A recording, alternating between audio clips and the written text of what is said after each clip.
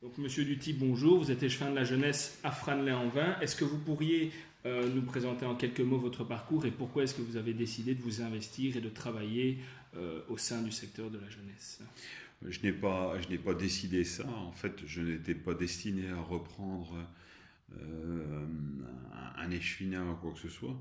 C'est dû à l'arrêt au niveau politique d'un de mes collègues que j'apprécie beaucoup, Bernard Guimont-Pré, qui était mon prédécesseur, qui a décidé à l'âge de la pension d'arrêter ses fonctions d'échevin.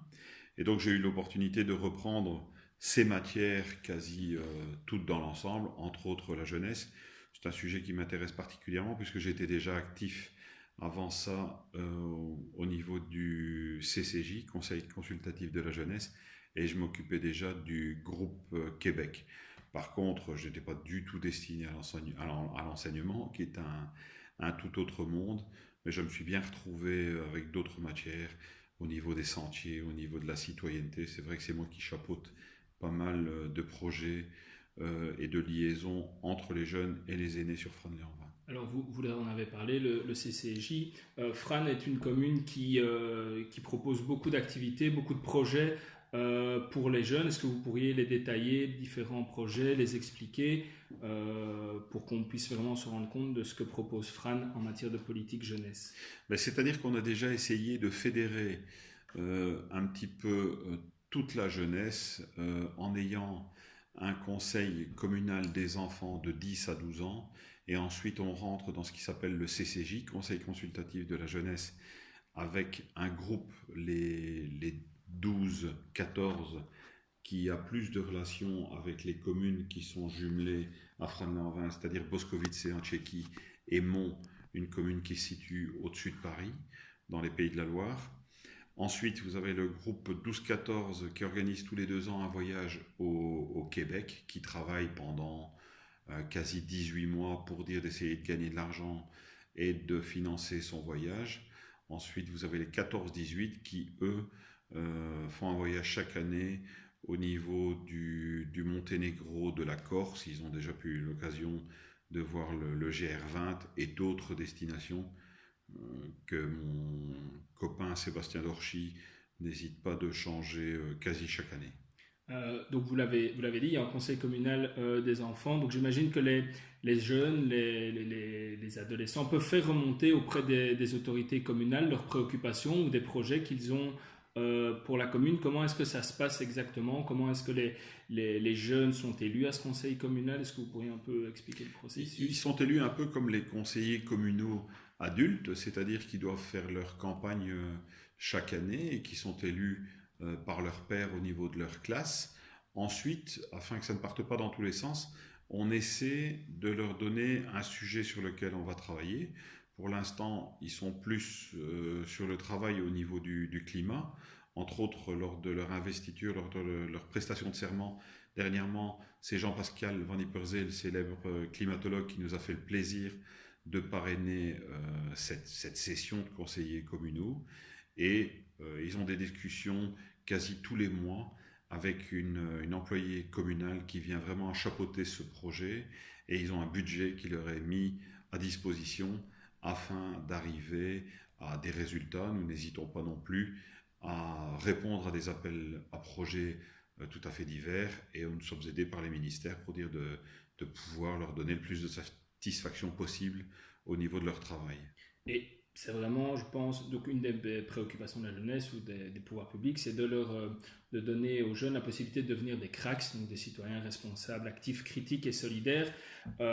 Est-ce que dans les différents projets que vous menez, vous permettez à ces jeunes de développer cette citoyenneté? Est-ce que vous avez le sentiment, en jetant un coup d'œil en arrière, que les jeunes qui ont pris part à tous ces projets sont véritablement devenus des citoyens actifs dans la commune de Fran ou même ailleurs, je dirais?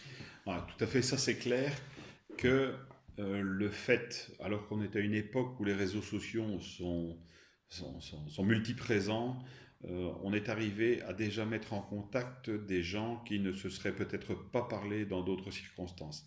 C'est-à-dire que, euh, outre les réseaux scolaires, on essaie qu'ils puissent vivre, entre guillemets, des petites aventures à un âge qui est hyper important, c'est l'âge de l'adolescence, et à leur faire vivre un peu leurs rêves.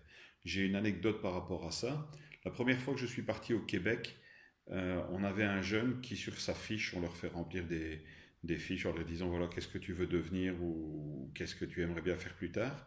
Et on avait un jeune qui, à l'époque, avait 14 ans et qui voulait devenir pilote de ligne. On était parti avec la compagnie Air France cette année-là. Et au voyage du retour, on a demandé aux pilotes et au personnel navigant, en demandant, voilà, nous on a un gamin, il rêve de devenir pilote de ligne, est-ce que vous pourriez l'accepter quelques minutes dans le cockpit pour qu'il puisse un petit peu se rendre compte de ce qu'il pourrait faire plus tard. Et ils ont très gentiment accepté alors qu'on était dans toutes les mesures du 11 septembre, vous savez ce que c'est, avec les cockpits fermés ou quoi que ce soit. Très gentiment, ils ont bien accepté.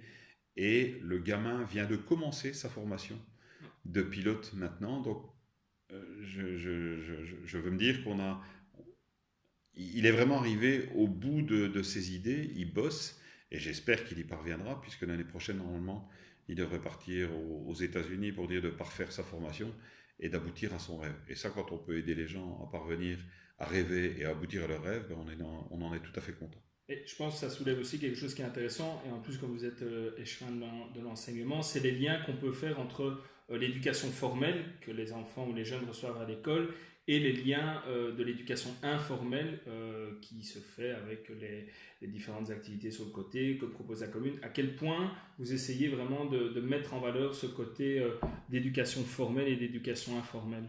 Mais déjà, on essaie de donner, sur Franley-en-Vin, on s'est donné les moyens d'avoir une ouverture aux langues. C'est-à-dire qu'ici, on est quand même à la frontière linguistique entre la Flandre et la Wallonie, puisqu'il y a juste... nos voisins les plus proches sont flamands avec la ville de Rennais.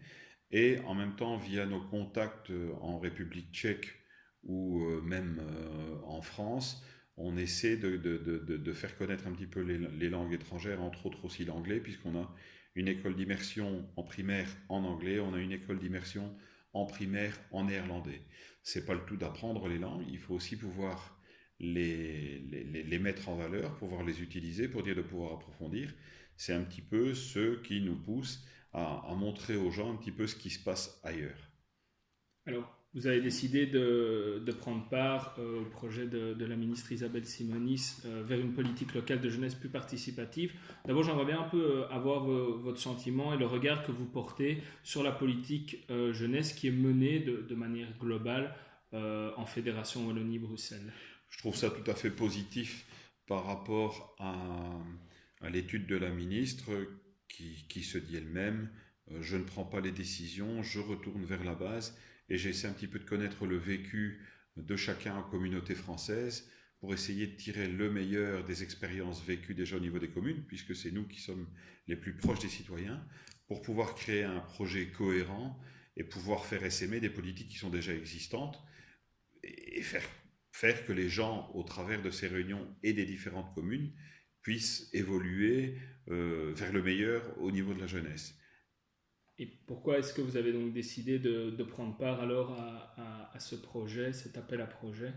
Tout particulièrement parce que je pense qu'on a quand même une certaine expertise personnelle et que nous sommes ouverts vraiment à connaître le plus possible les avis et l'intérêt des jeunes qui vont quand même faire notre avenir dans les générations qui arrivent au niveau de la commune.